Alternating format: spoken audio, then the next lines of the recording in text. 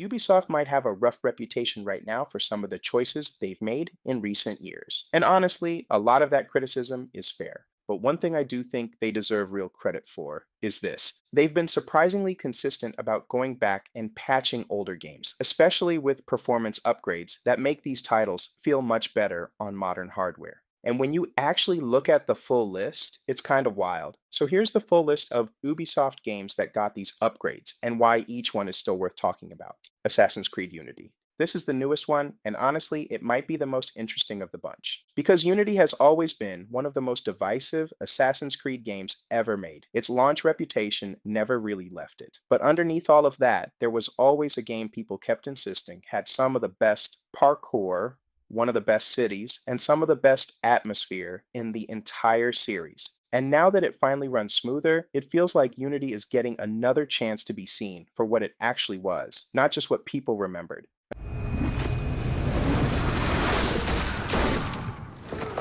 Assassin's Creed Syndicate. Syndicate always felt a little underrated to me. It followed Unity, which meant a lot of people were still burned out or skeptical, but the game itself has a lot going for it. Victorian London is a great setting. The Fry twins give it more personality than some of the other entries, and the tone is lighter without completely losing the assassin fantasy. It might not be the boldest Assassin's Creed, but it's one of the most approachable.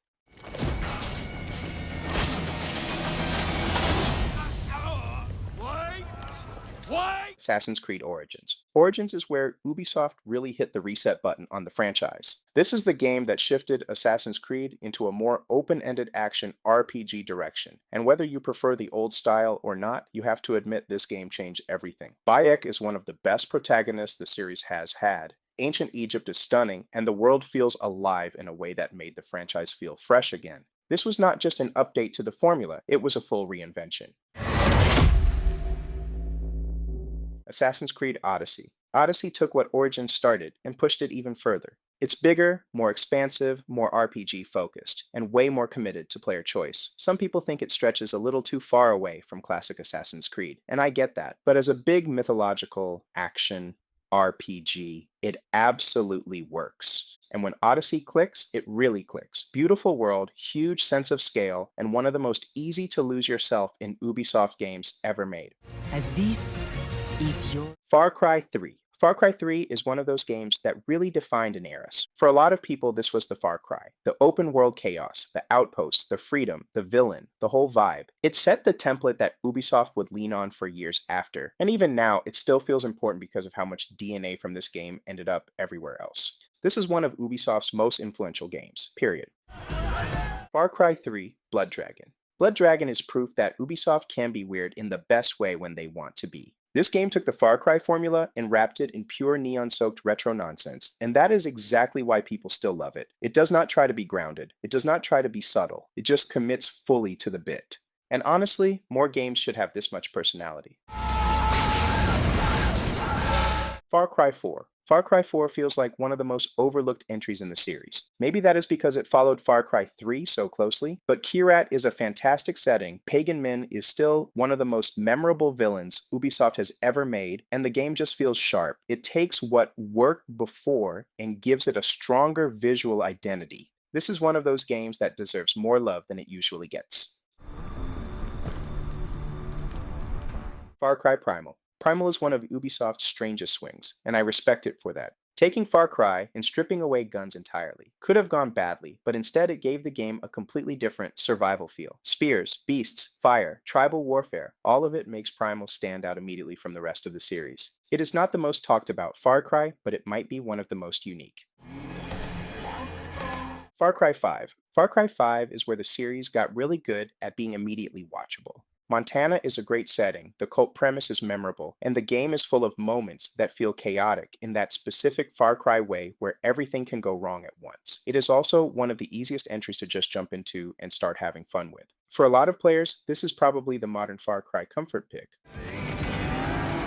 Far Cry New Dawn. New Dawn is interesting because it feels like a remix, more than a full new chapter. It takes the world of Far Cry 5 and turns it into something more colorful, more scrappy, and more arcade-like. It's smaller, sure, but it has its own identity, and I think that matters. Not every follow-up has to be massive to be memorable. Sometimes it just needs to feel different enough to justify existing, and New Dawn does.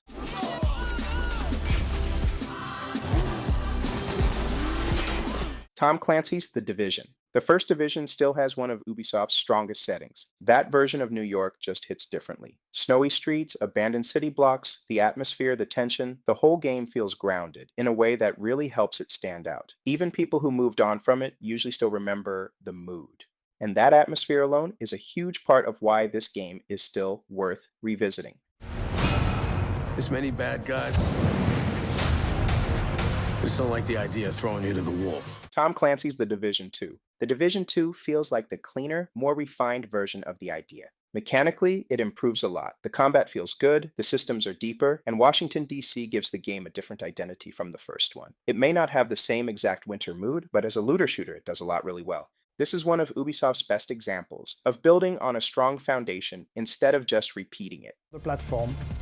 And lastly, version in The Division 2. Challenging the most skilled of agents, we saw waves of you answer the call. Tom Clancy's Ghost Recon Breakpoint. Breakpoint had a rough start in terms of reception, but it became a much more interesting game over time. And that actually makes it a really fitting inclusion here, because once you start peeling back the early reputation, there is a solid tactical sandbox underneath it, especially if you like stealth, open-ended encounters, and that slower military approach. It is one of those games where the conversation around it changed a lot after launch. In position. They're loading up the cocaine. Got eyes on White Hat. You can't fight the friction! The Crew 2. The Crew 2 is just a fun game to have in this list, because unlike a lot of the others, its appeal is not about stealth or story or combat. It is about variety. Cars, bikes, boats, planes, just the feeling of moving around and constantly switching disciplines gives it a really different energy from Ubisoft's other games. It is easy to forget how much stuff is packed into this game until you actually go back to it.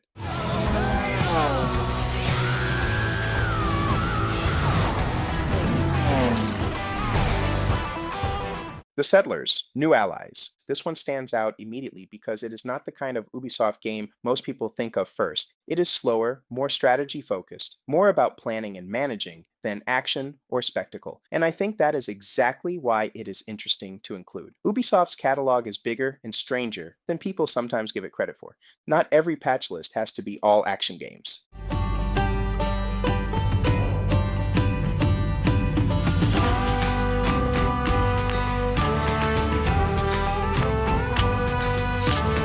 And then there is For Honor, the one that really feels like it carved out its own lane. Even years later, there still is not much else that feels exactly like For Honor. The combat system, the tension of duels, the faction identity, the way every fight feels deliberate, it all gives the game a really specific identity that has helped it stick around much longer than a lot of people probably expected. And the fact that Ubisoft kept supporting it says a lot.